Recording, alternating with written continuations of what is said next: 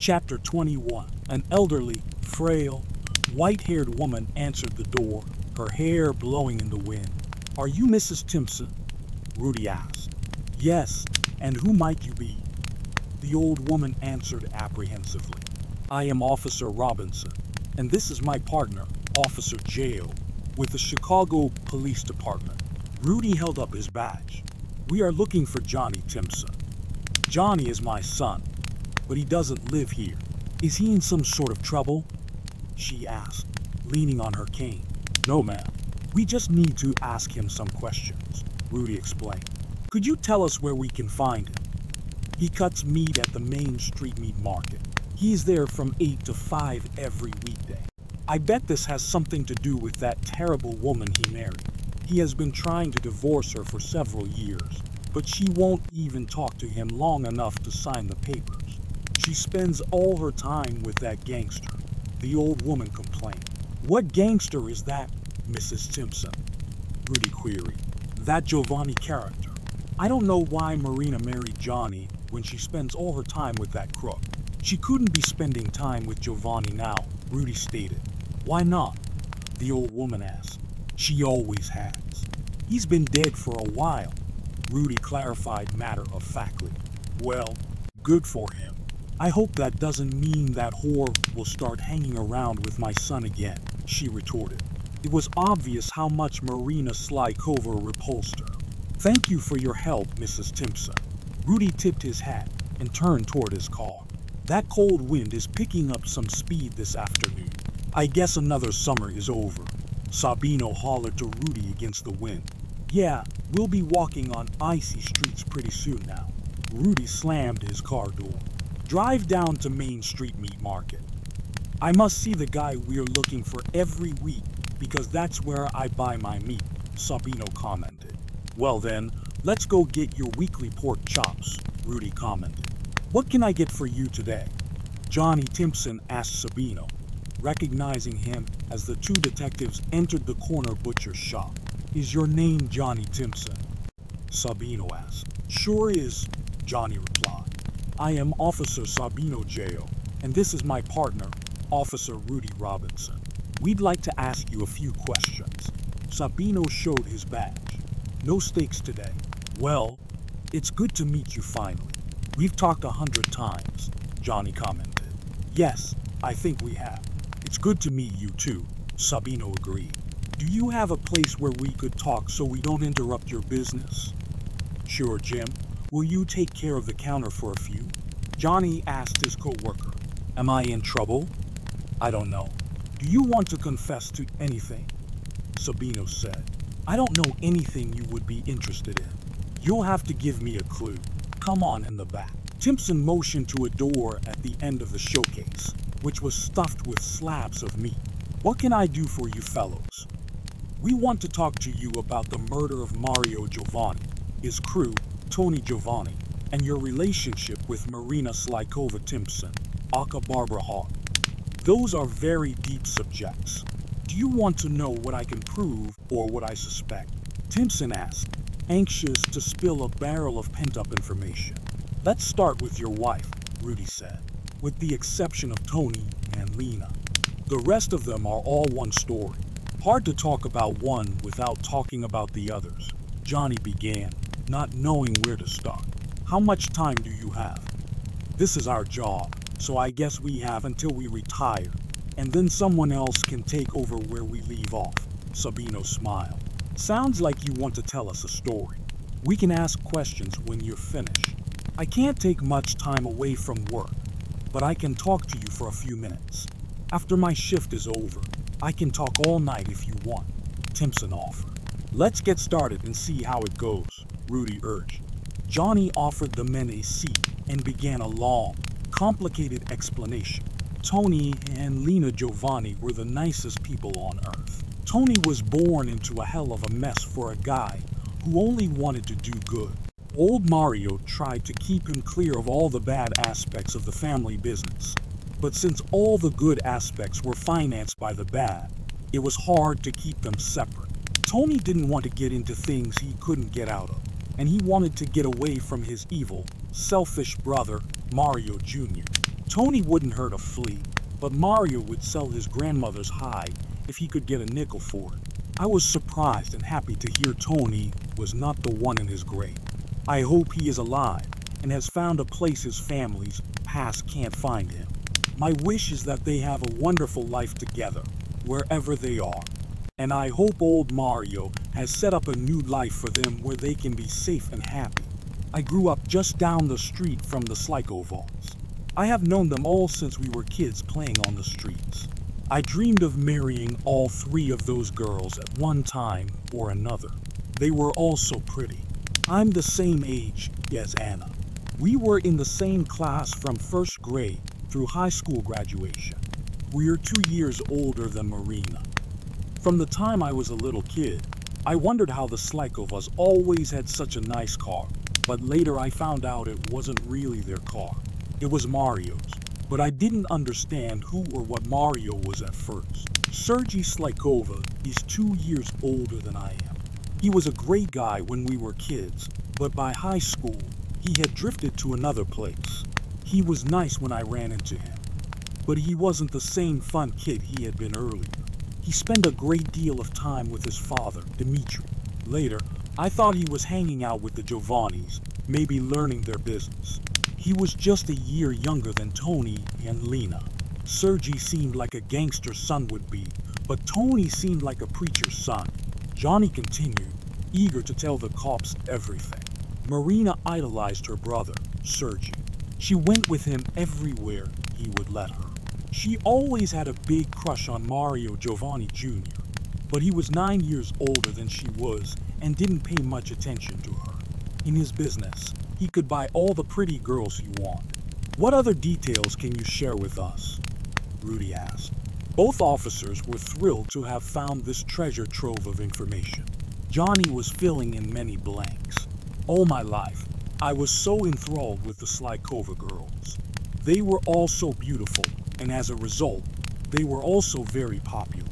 All the popular boys pursued Lena and Anna. I never had a chance with either one of them, so I guess I just settled for the one I could have. Marina wasn't as pretty as the other two, and she was always totally infatuated with Mario and his money. Now, looking back, I suppose that when she realized she wasn't going to get him, she married me. Oh my God, Johnny stated, looking at his pocket watch. I need to get back to work. Can we meet somewhere after 5? Can you come to the police station? Rudy asked.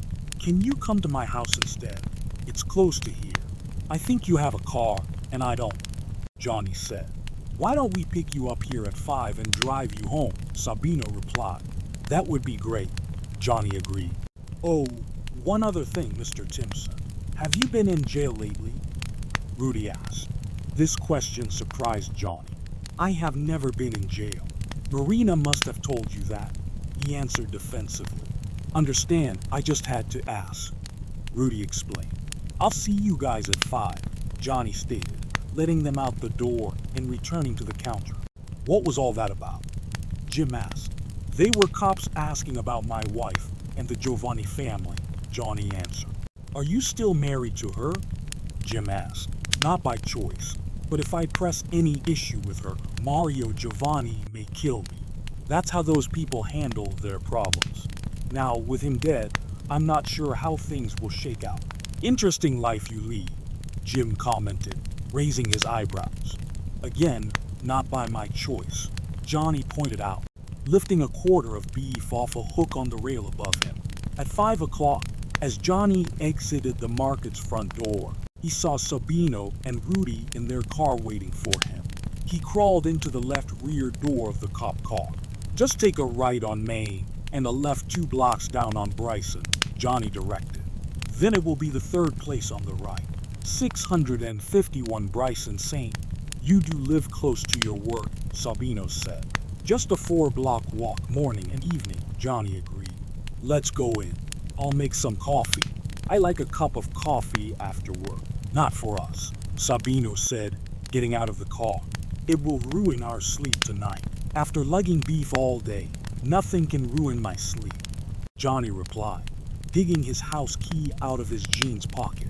Come on in and have a seat at the kitchen table. Sabino and Rudy sat down while Johnny loaded his percolator and put it on the back burner of the porcelain-coated Norge. Sure, I can't get you guys something? Nah, I watch Rudy eat all day, and it makes me full just watching him, Sabino chuckled. I have a big belly I need to maintain. Rudy laughed. Okay, so as I was telling you at the store, Johnny started. Tony and Lena Giovanni were great people. Old Mario was good to the Slikova kids, and I think he drew Sergey into his world. Dmitry Slikova was a mentor for young Mario.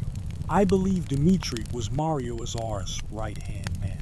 Even though Mario Jr. was something like 7 years older than Sergey, they seemed to bond. I think Sergey started at a very young age doing dirty work for Mario Jr. They were naturals together, a new generation, digging in right behind old Mario and Dmitry. The only difference was that old Mario and Dmitry had a certain class. They didn't seem mean and ruthless. They both seemed like good guys when you talked to them. Mario Jr., on the other hand, seemed like he might kill you anytime, for any reason, or no reason at all, for that matter. Sergey was a nice guy up to a point, but it seemed like he couldn't be too nice, or Mario Jr. wouldn't favor him. He needed to be mean and ruthless because it was required by Mario. What was it like growing up neighbors to the Slikovs? Asked Sabino. When we were kids, we played basketball in the schoolyard in the evenings and on weekends. Many times, we ended up at the Slikovs. Their mother, Olga, always had freshly baked bread or cookies. Often, Dmitry was there. It was like a second home to all the kids on the street. They seemed to have more than anyone else and were generous and kind with it. When did you and Marina become a couple? Questioned Rudy. Marina and I were married in 1904. She was 22 and I was 24. The old guys were still in charge, and everybody got along except for Mario Jr., who always seemed to be pulling for higher ground. He was hard to like. He didn't participate in social activities, so we didn't see him much. Sergey was the best man at my wedding. Anna's husband Bob and Tony were the groomsmen. Lena was the matron of honor, and Anna and Marina's best friend, Aliona Tsaritsino, were the bridesmaids. Aliona and I were the only ones in the wedding party who were not already in the Slikova family. The officers glanced at one another. This time, it was Sabino's turn to ask a question. After your marriage to Marina, how did everyone get along? We were all friends and close family for the next 8 years. Dmitry wanted me to connect with Mario's business. One time, he took me out of town to a place where they had a big underground garage full of cars, guns, and bad guys. I wouldn't tell you this unless everyone I know who knows about it is dead, except maybe Sergey and Marina. This business sounded too scary for me. Bob and I hung close to Tony and as far away from the Marios as possible. Johnny paused, took a sip of his coffee, and stared at the wall before continuing. Then, in 1912, all hell broke loose. Tony got killed, Lena moved away, then old Mario died, or Mario Jr. killed him. Who knows? Dmitry retired, Mario Jr. took over the family business, and Sergey moved to Kiev. It's my best guess that Sergey was still working for Mario, supplying Ukrainian girls from Kiev for Mario's speakeasy and doing whatever else I probably can't imagine that he could do from Kiev. As soon as old Mario was gone, Marina started working for Mario Jr. She began to resemble many of the girls who lived that kind of life. I think she was selling herself to Mario's customers, and like everyone there, he was taking most of the money she brought in. When she came home drunk, she mumbled as to how Mario liked his cock sucked, and it was going to be her who satisfied his desires.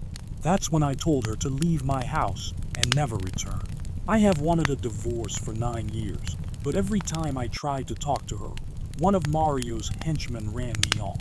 That's when I just decided to live my own life and let her live hers. I guess it doesn't matter if we're still married unless I want to marry someone else, and that hasn't happened yet. Now that she owns Mario's estate, Maybe it's half mine if we get a divorce. What do you think? Rudy scratched his head and smiled. I don't want to be a drugstore lawyer, but you might have a case there. Can you tell us more about this garage you visited? It was out in the country at a farm with cornfield all around it. The entrance to the underground garage was a big white barn. When we drove into the barn, they closed the door and we drove underground. You couldn't see anything but the barn from outside, but the floor of the barn sloped steeply down into the underground garage. It was huge. It was like a gang headquarters or something like that. It was scary down there with all these weirdos walking around with machine guns. Do you think you could take us there? Rudy asked. It's probably been 12 or 14 years since I was there, and for my own safety, I tried to forget about it. But yes, I think I can remember how to get back there, Johnny answered. How far away is it? Sabino asked. Maybe 8 or 10 miles, Johnny answered. Can you find it at night? Rudy asked. Probably not. I'll be lucky to find it in daylight. When can you show us? Sabino asked. I could go with you on Saturday, but I can't guarantee I can find it, Johnny replied, thinking carefully. I can only do what I can do. That's all we can ask for, Rudy assured him. Who is the boss of the Giovanni outfit now that Mario bit the dust? Johnny asked. It seems as though Marina inherited everything that Mario had, and Sergi is back from Kiev helping her. So he must be supplying the muscle, Sabino answered. Sergi is back helping her? Johnny asked for clarity. Yeah, he's hanging out at Rosti's, overseeing a remodel there, Sabino informed him. I want to go see him as soon as possible. I think he will help me get unhooked from Marina, Johnny stated excitedly. Thanks for telling me that. Don't go see him quite yet, Sabino cautioned. Don't worry. I'll try to get him to help me get loose from that twit sister of his. And I'll be sure he doesn't know I called her that. If he helps me get rid of her, and I help you find the underground garage, then I hope I can put all this Slikova/Giovanni stuff behind me forever. I hope you can, but wait a little while until we are further along with our investigation, Sabino stated. We'll pick you up at 8 Saturday morning and go hunt for that barn. Thanks for your help, Johnny. We appreciate a good citizen like you. Okay, I'll be waiting for you. I'll do just about anything to get detached from Marina. At the police station, Carson, Williams, Corbin, Robinson, J.O., Parks, and Dury convened for a morning meeting. Rudy gave them a rundown of his meeting with Johnny Timpson. Lance Dury informed the group. Hundreds of posters have been distributed to assist in locating Tony Giovanni and his 2 sons, and will be posted in post offices nationwide within the next 2 to 3 weeks. We should be able to locate those individuals within a month or so, but we have no crimes to charge them with. I think we can prove they were at Rosti's on the night in question. But there are many thugs who would like to expand their marketplace by putting Mario out of business for good. All the hullabaloo could have happened long after Tony left that night. But if Tony and his sons did kill Mario, maybe we should give them a medal for helping us, Lance acknowledged. The more I think about it, the more I think we ought just to leave him alone so he can live his life wherever he is. Unless he got all the money from the robbery of those 6 banks. If we can gain access to the underground garage Timpson told us about, maybe we can locate the cars involved in the robbery, and from there, trace the money's whereabouts. Maybe there is a vault in that garage, Rudy said. There have been several banks knocked over since then, too. I suspect there is more than one bunch of thugs we haven't caught up with yet, Carson offered. I don't know why the agencies we work for won't even buy us cars that could give those guys a run for their money, or guns that can throw as much lead as their guns throw. Dury grumbled in disgust. We can lobby for all that stuff, but we are where we are. We need to quit whining, buckle down, and catch those assholes, Parks stated matter-of-factly. Harley's right. It would be a significant breakthrough if we were to bust open a nest of thugs who may be where Timpson takes us. And I think Tony will surface soon. If he is as good a guy as some say he is, he might even help us.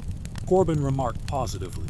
I never really thought of him as helping us. That would be a new twist, Carson commented, staggered by the thought. Tony has been hiding from the same bunch of thugs we've been chasing for years. It makes sense that he would help us if he has nothing to hide. Interesting thoughts, Dury remarked, scratching his temple. We need to gather again on Saturday afternoon after Rudy and Sabino get us a location to focus on. Only 2 days to wait. On Saturday morning at 8 a.m., Sabino and Rudy parked in front of Johnny Timpson's house. Johnny waited by the window and came out to meet them. Head west on Highway 64 and turn left toward Cicero, Johnny directed, climbing into the back seat. That's the intersection where those thugs killed 12 cops, Rudy stated. I wonder if some of the dead cops already knew where the garage was. Maybe that's why they caught up with them out there. They couldn't have caught up with a Lincoln chasing them with Chevys.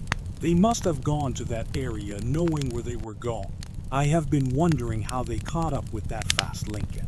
Now, it's starting to make some sense. The barn is somewhere between that junction and Cicero, on the west side of the road, Johnny added. Interesting, Rudy mused, scratching his balding head. The intersection was deserted except for neglected farm buildings on the corner. Turn right and stop in that barnyard for a minute, Rudy directed. I want to walk around here for a bit. I wonder if anyone knows who owns this abandoned farm. Sabino and Rudy got out of the car in front of the barn. As they walked the property, Rudy stated, I'm sure the state cops and the feds searched this place with a fine-tooth comb, but I want to take a look around and get a feel for the place. Were the thugs here to do something, or did the cops stop them? Remember, all the cops were from Chicago, a little outside their jurisdiction. They must have had something in mind. I wish one of them could tell me how it unfolded. Sabino opened the big barn door. I wonder if anyone looked under this pile of hay, he questioned. Maybe we should do that and look in the house and the root cellar, Rudy agreed. But for now, let's go where Johnny wants to take us. We can look under the stack after we take Johnny home. I don't think he wants to spend his day off watching us pitch hay. Sabino opened the door to the house. A rat scurried across the floor and into a nest in the corner. We need to tear that rat's nest up to see if there's any money in it. Rats can find money when detectives cannot. It doesn't appear that anyone disturbed the nest, or the rats rebuilt it pretty quickly. Let's take Johnny to find that big barn, and we can come back here with pitchforks and shovels to see what we can find. Yeah, Rudy nodded his head. Let's do that. They returned to the car, backed out of the barnyard, and headed south towards Cicero. I think that's it, Johnny said, pointing west. They must have painted the barn red. When I was here, it was white, but I recall taking some time to look over the old, antique Frolic tractor parked there. An old farmer with a long white beard lived in the house. Perhaps he grew corn to make this place appear as if it were just a farm. This is it. I'm sure of it. I think Dimitri was always sorry he brought me here since I didn't become part of the crime world. He told me never to tell anybody where this place was. I'll bet Sergi spends a lot of time here. Just keep talking, Johnny. Anything you can tell us might help, Rudy said as Sabino made a U-turn and headed back to Chicago. After dropping Johnny off at his home, Rudy and Sabino drove to a hardware store, bought 2 pitchforks and 2 shovels, and drove back to the abandoned farm buildings. Sabino carefully opened the barn door to let in some light. I read the detective's report about the places they looked for evidence, but there was no mention of rats' nests or haystacks, Rudy commented. I guess that's where we should be looking. There is no concrete evidence that any money was in the Lincoln found on the highway either, and at least 4 other cars were involved in the robbery that we have not been able to locate. We may be on a wild goose chase, but it won't hurt to follow the idea that something happened here. Let's inspect the barn floor to see if there are any areas where the dirt is not as compacted as it is in other places. Take your pitchfork and try to push it into the ground every foot or so. If it's all hard ground, we'll move the hay and see what's underneath. I sure wish one or some of the cops had survived. They knew something we don't know.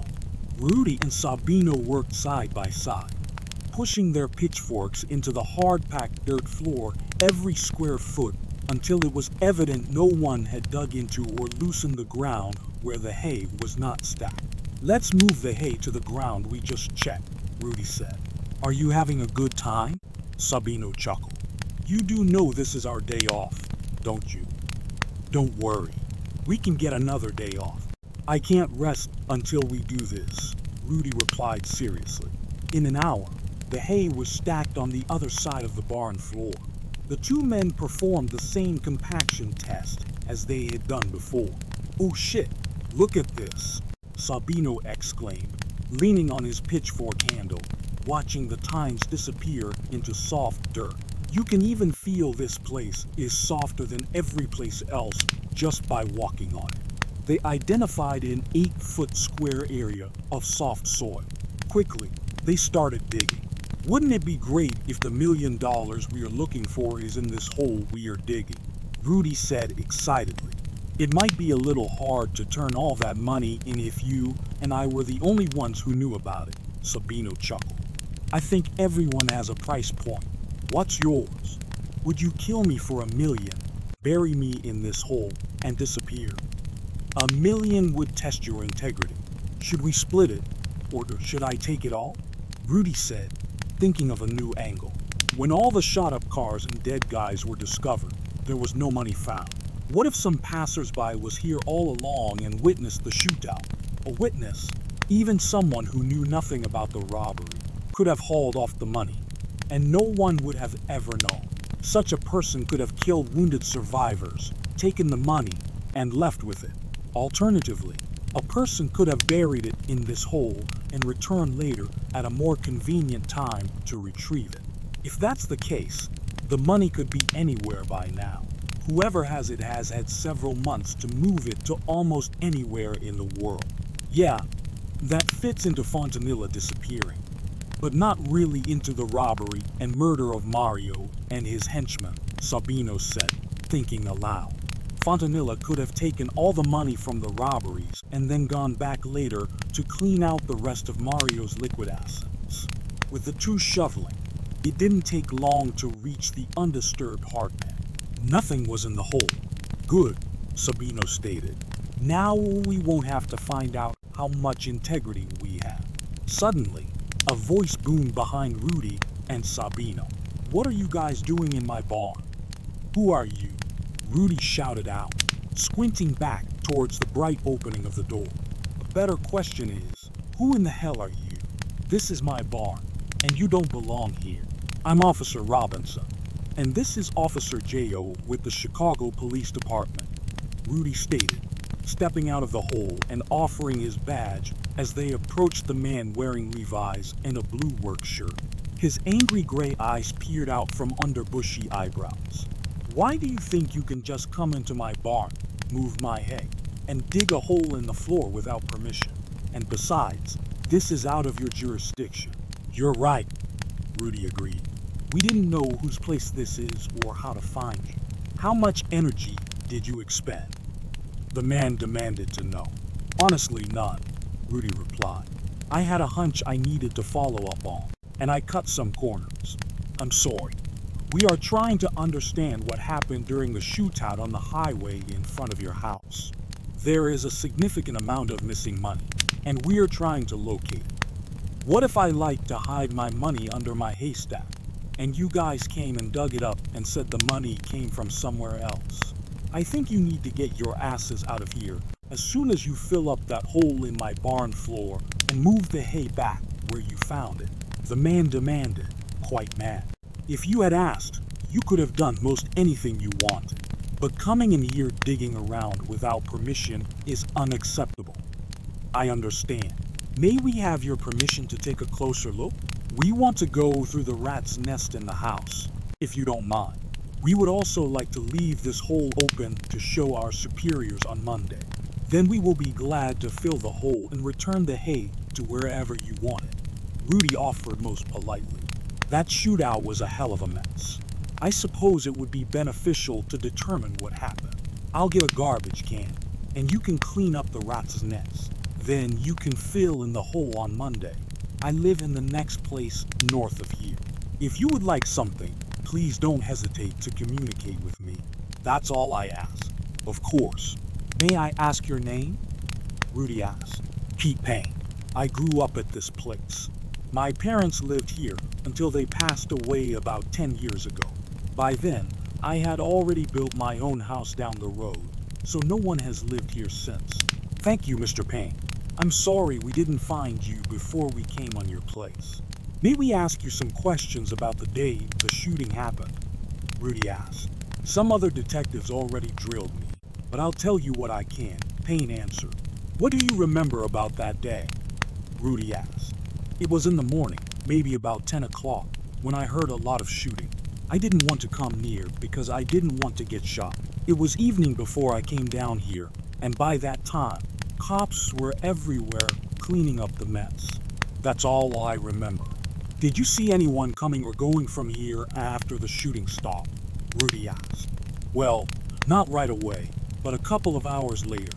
I saw a hobo walking down the road coming from the south. That's when I thought it must be safe, but I still waited another couple of hours. I didn't want to get into trouble with either the good guys or the bad guys.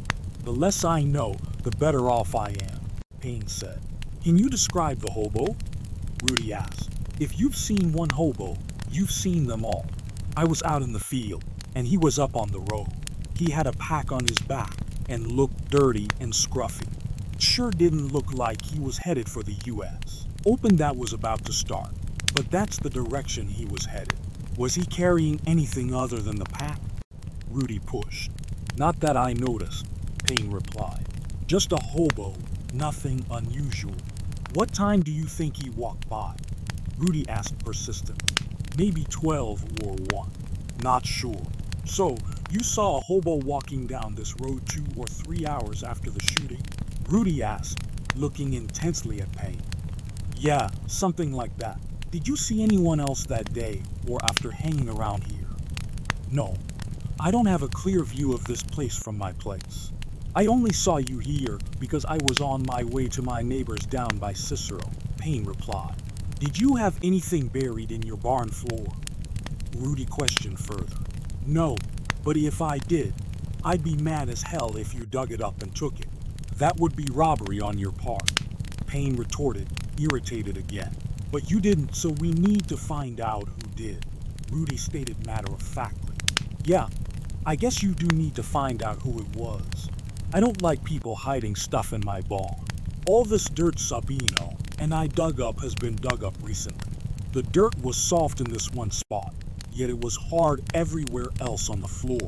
Someone likely dug it up, buried something for a while, came back, dug it up, and took it away. I sure would appreciate it if you would let us finish our investigation, Rudy asked politely, not wanting to rile Payne again. I see what you mean. Why didn't the other detectives figure that out? Payne asked. Don't know, but there may be other clues they missed. Please let us look for a few days. We'll put everything back where we found it when we get through, Rudy promised earnestly. Just fill in the hole. It doesn't matter what side of the barn the hay is on. And keep in touch with me, Payne replied. Now that we know who and where you are, we will check in with you when we come on your property. Is there anything you can tell me about the place with the big red barn down towards Cicero on the west side of the road? Rudy asked. There's an old guy who lives there. He's not friendly with any of the neighbors. There's traffic going in and out at all times of the day and night. All the neighbors know it's a strange place, but no one wants to ask about it. We all think it is better not to know, Payne explained. Interesting, Rudy said. Try to think about anyone else who could have seen the shooting or walked by before the cops found the results of the war fought out front. It took the police several hours to find the mess on the highway. They started looking only after no one came back to the police station, Rudy said. There could have been lots of people passing by on Highway 64 or people coming or going to Cicero, whom I would not have seen. After hearing all the shooting, I didn't want to come down here, Payne reiterated. I'll get a garbage can so you can sort through the rat's nest. Okay, let's shut the barn door, and we'll be in and out probably for a few days. I'll be sure to keep in touch with you, Rudy said as Payne went for the garbage can. With Payne out of hearing range, Sabino commented to Rudy, "It looks like we have a lot of suspects. I wouldn't rule out Payne. There may or may not have been a hobo. Perhaps someone found the money, buried it in the barn, and left it there until he got a vehicle to haul it off. With that much cash, he wouldn't have to stay a hobo. He could have gotten a shave, haircut, new clothes, a new car, and gone to the U.S., open in style. It sounds like he was walking towards Skokie. We need to go to Skokie and see if a car dealer there sold a car to anyone that weekend," Sabino said. "Maybe we need to question someone at a clothing store, see if a hobo bought some new clothes, and the barber shop. Let's see if some hobo came to get a bath and a haircut and changed into new clothes. Payne might be in the clear, but maybe not. He wouldn't have to bury the money in the barn. He could have hauled it the short distance to his house down the road." Rudy agreed. "We have a lot of new stuff to look into on Monday. We need to bring out the troops to check out the barn with the garage located under the cornfield, and then drive to Skokie to ask a lot of questions. We're going to blow the lid off this case, Sabino. We're going to put those state police detectives to shame. Let's keep this hobo sighting under our hats until we know more about him. We can give him to the boss as a Thanksgiving present." "Good idea," Sabino chuckled as they walked to the farmhouse. "I never liked rats much," Rudy commented, "but I can sort through their nest with this pitchfork and stay as far away from them as possible." He combed the nest across the floor so its contents could be observed. "I don't see anything of interest," Sabino said. Payne arrived with a garbage can. "There is my mother's earring. She spent years looking for it," Payne exclaimed, excitedly picking it up off the floor. "My wife has the other one. She'll be shocked that we found this one." "I'm glad something good has come today," Rudy commented, scanning the mess on the floor. "Nothing. Not a clue other than your comments about the hobo in your mother's earring," Rudy grunted. "Hope you guys get this figured out," Payne replied. "Meryl," Rudy said excitedly, opening the door to Carson's office on Monday morning, "you need to call the troops together. I think we found the Giovanni hideout. Perhaps we can locate the cars and stolen money we've been searching for. I don't expect Harley or Lance this morning, but if you have that kind of information, I'll call them right now." "It sounds like we need to plan a raid," Carson said, tapping a pencil on a stack of papers on his desk. "Go get Reese and Sal into the conference room, and I'll call the feds to join us as soon as they can get here. I suppose the state guys would be miffed if I didn't call them," Carson mused aloud, running his fingers through his hair. "Maybe I should leave that call to Lance and Harley," he said to the open door Rudy had just vacated. He continued to tap his pencil, thinking, then dialed the phone. "Lance, this is Merrill. We need an army to raid a pack of wolves. Whose jurisdiction is it in?" Lance asked. "State," Carson said. "I'll call the state boys and have them come to a meeting at your place in an hour if I can muster them. Then, you can tell us what you have. I need to find Harley. I haven't seen him yet this morning," Lance said. In an hour, all the parties took their places at the table in the precinct conference room. "Does everybody know Ella Wofford?" Dury asked those in attendance. "Don't know him, but I've heard of the famous state police detective," Sabino answered, offering his hand to Wofford. "I'm Sabino Jail. Glad to meet you, detective." "Likewise, Officer Jail. You are the only unfamiliar face to me at the table. I understand you and Rudy discovered something of interest," Wofford said. "I'll let Rudy tell you about that," Sabino offered, nodding toward Rudy. Rudy apprised the group about the alleged hideout Timpson had shown him and Sabino on Saturday. "I think we need to have an army to open up that bee's nest because we don't know for sure what's in it. I think it's better to have too many soldiers than not enough." "I agree," Park said. "I think the FBI can round up 10 agents for the cause. How many do you want from us?" Wofford asked. "It is in your jurisdiction, Elo. How about 20 state cops? Parks suggested. We don't want to lose another 12 Chicago cops chasing those bastards out into your jurisdiction. Understood. Wofford nodded, lighting a camel. Sabino and I want to be there to see how it unfolds, Rudy interjected. Are you sure about that? Carson questioned. Positive, Rudy replied while Sabino nodded. When can you schedule this confrontation? Carson asked, looking at Parks. Let's do it early on Wednesday morning, maybe about 6. Does that suit you, Elo? I'll make it work. I'll have 20 state troopers at FBI headquarters at 5 a.m. on Wednesday morning. By then, you will have your operating plan, and you can brief us before we leave, Elo said. Can you show us the red barn so Lance and I can take some pictures of the site? Parks asked Rudy. Sure, Rudy replied. Sabino and I still have some follow-up to do out in that direction. Can you go out there now? Yeah, when we finish here, Parks replied. Lance and I will take lots of pictures of the site today. Let's all meet back here in the morning to brief everyone who will be involved and develop a plan of action. Then, we can drive out there Wednesday morning and storm the place. Let's have everybody, including 10 FBI agents and 20 state police officers, show up here at 9 in the morning to plan the raid. If we plan this correctly, we might be able to put the old Giovanni gang out of business for good. Sabino, I'll ride with you, and Rudy can ride with Lance. Let's get going. The meeting dispersed. Lance and Rudy drove out of the parking lot with Sabino and Harley following. They drove west to the Red Barn near Cicero. I hope we find those 4 Lincolns and the guys who drove them that day, Rudy said hopefully. We haven't found anything we can hang on to in this case. Persistence, Lance replied. If we keep hammering, it will eventually break. They've had this hideout, if that's what it is, according to Johnny Timpson anyway, right under our noses for years. You don't think Barbara Hardy is continuing to run that bunch of thugs out of there using her brother's muscle, do you? Rudy asked. Actually, that is what I think. Recent surveillance points in that direction, Lance stated confidently. Rosty's is up and running as of the last few days. They'll probably be robbing banks again next week. Turn left at the next intersection. I don't think Elo thoroughly investigated the crime scene here. Rudy pointed to the abandoned farm buildings on the northwest corner of the intersection where the shootout occurred. I don't know how much energy he put into it, but he didn't get any results, Lance agreed.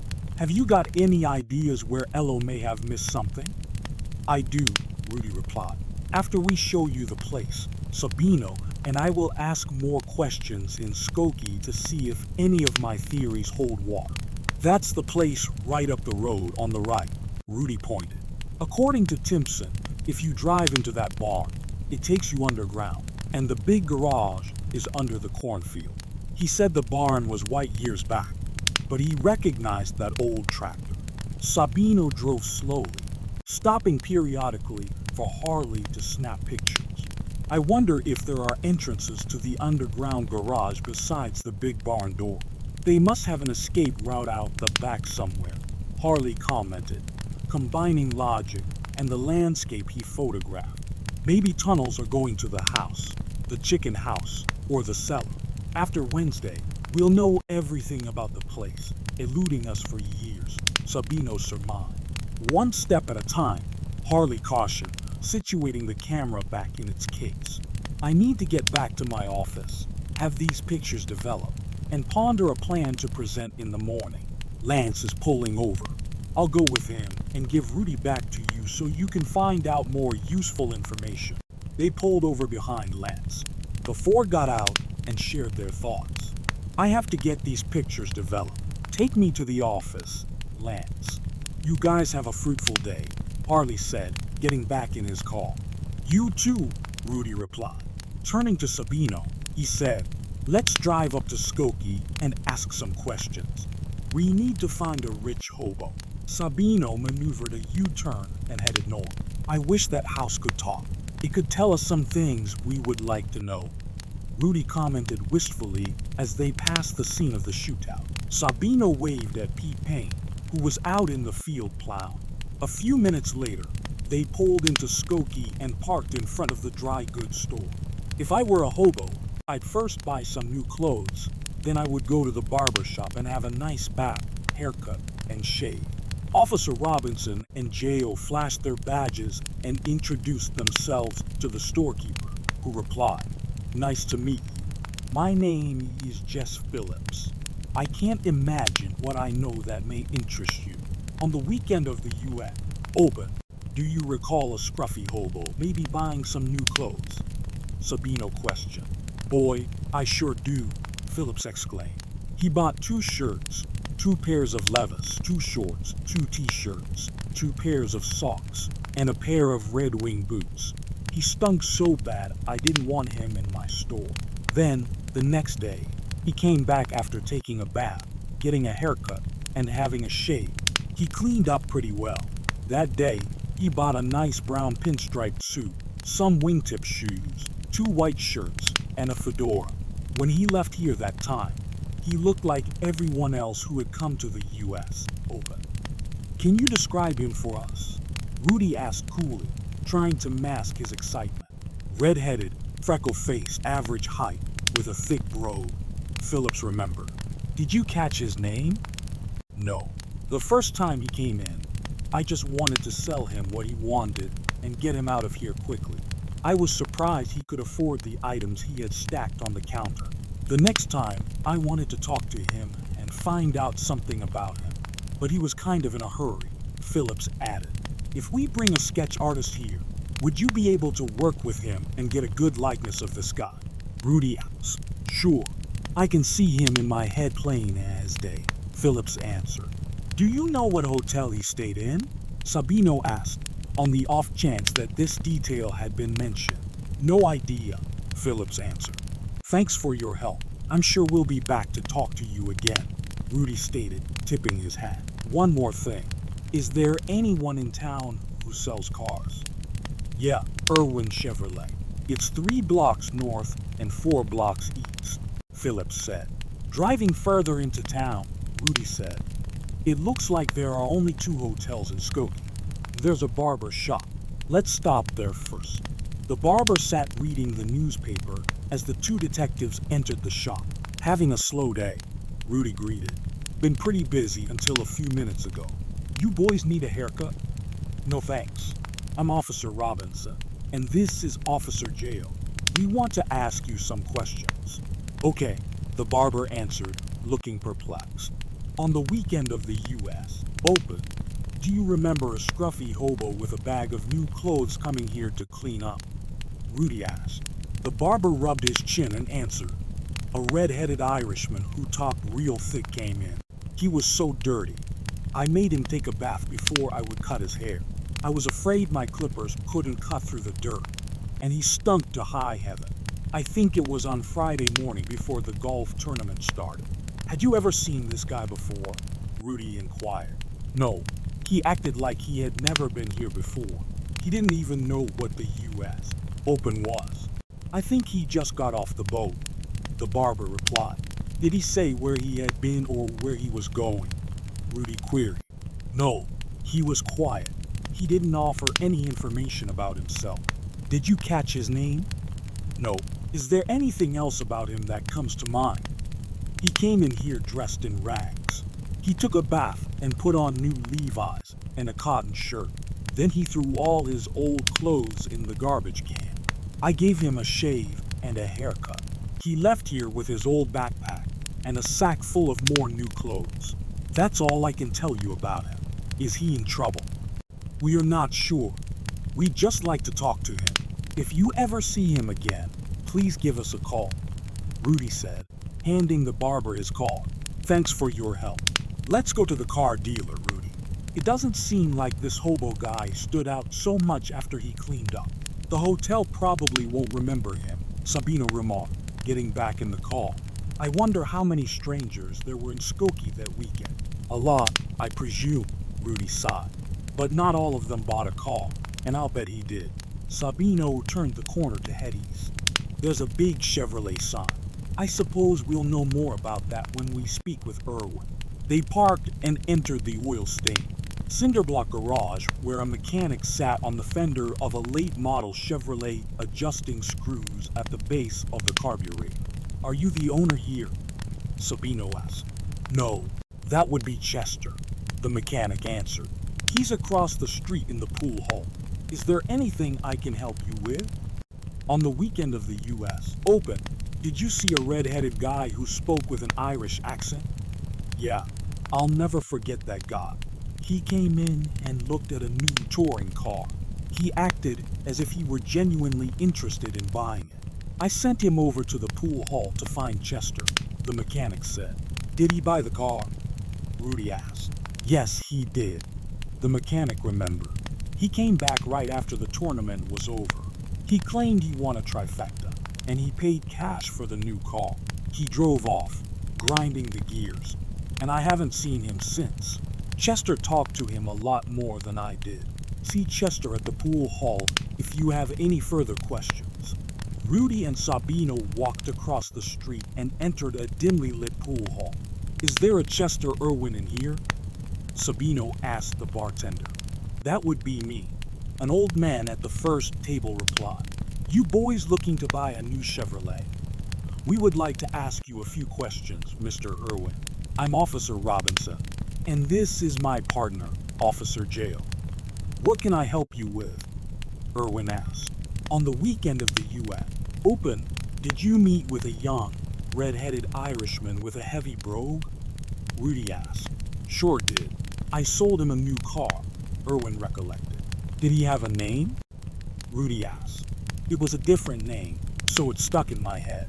Dax M.C. Catron is who I made the bill of sale out to, Irwin recalled.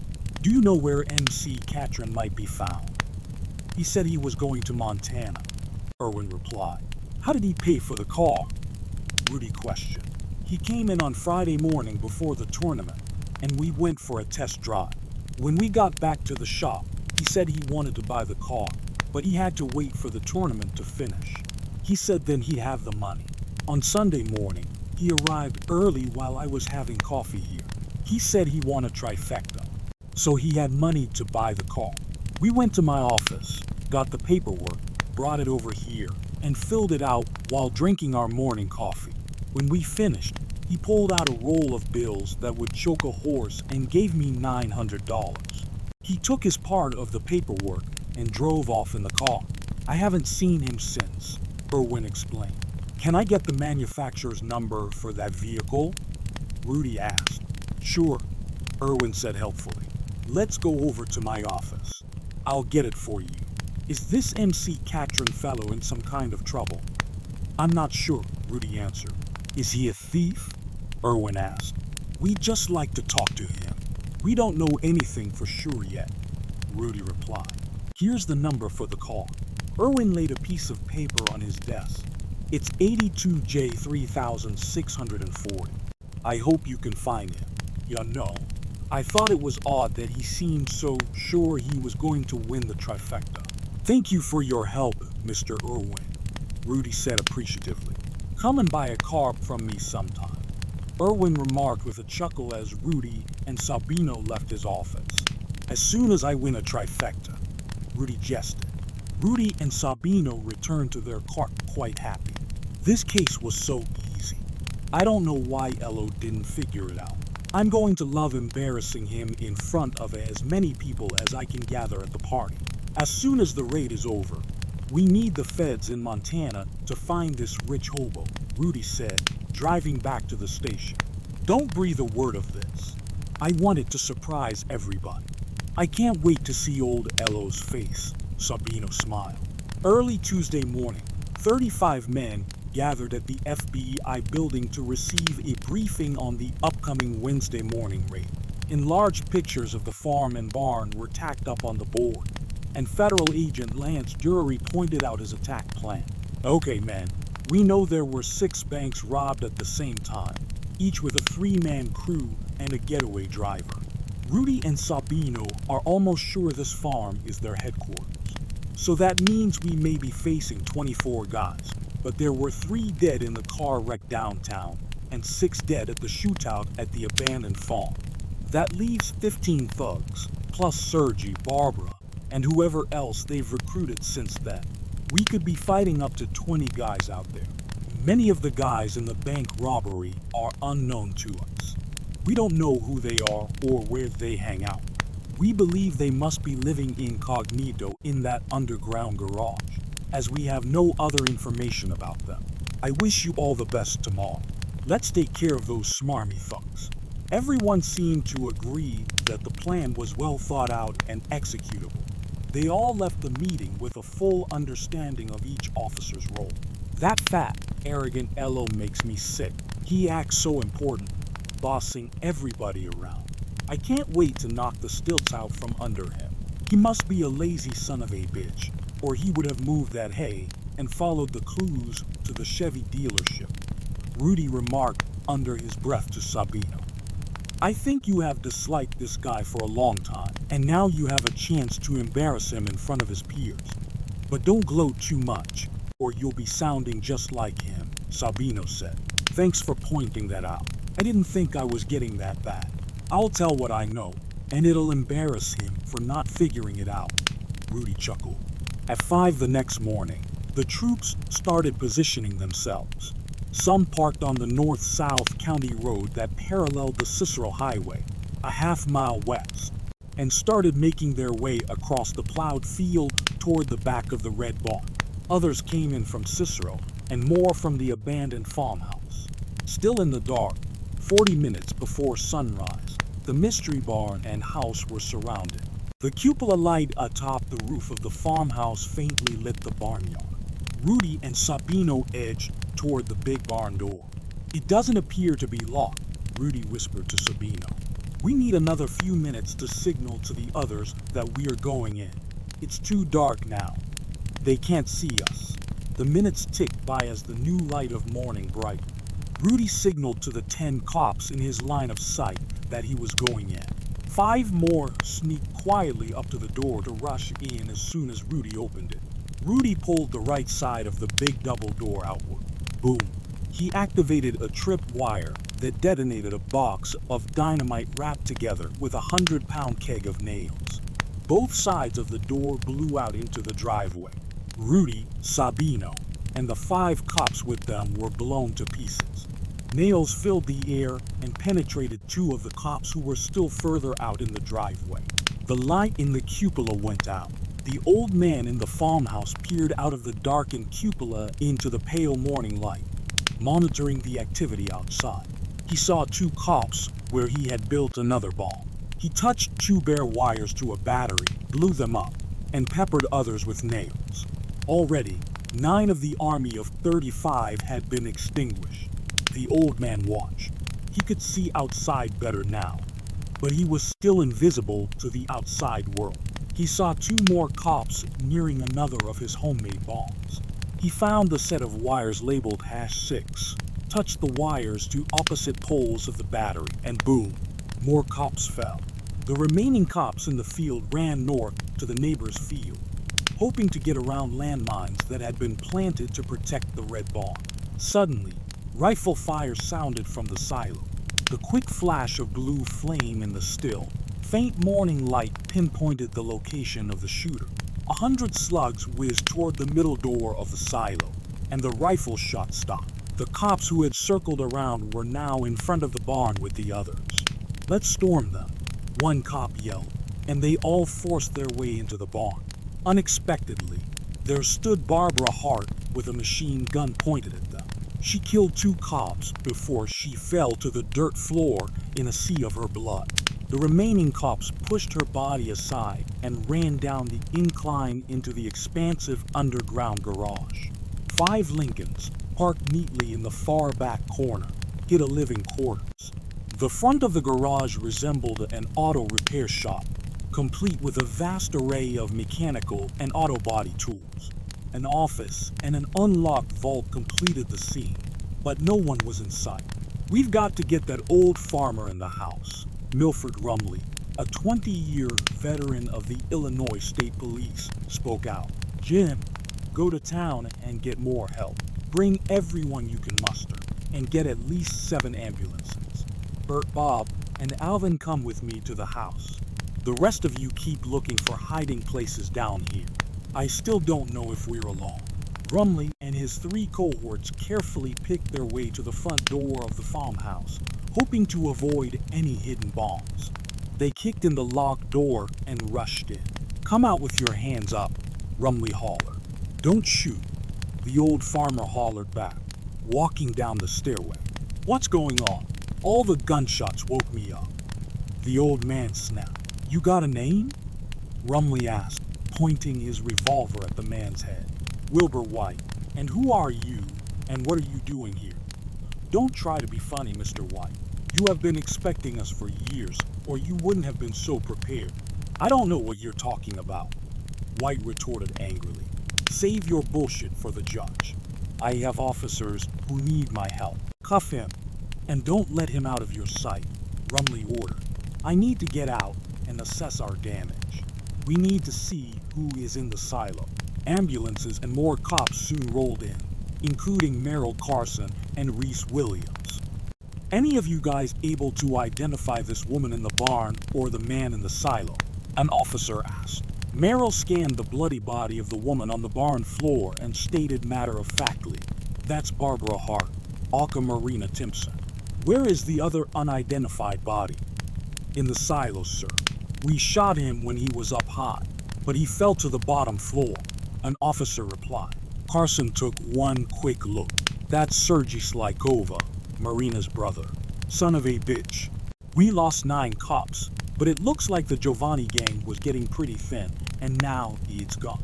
Rudy's soul hovering above the barn door while his mangled body was loaded into a hearse, uttered to itself, "I wish I had told someone about that rich hobo in Montana." Without a will, Barbara Hart's, also known as Marina Slikova Timpson, vast estate became her husband's property.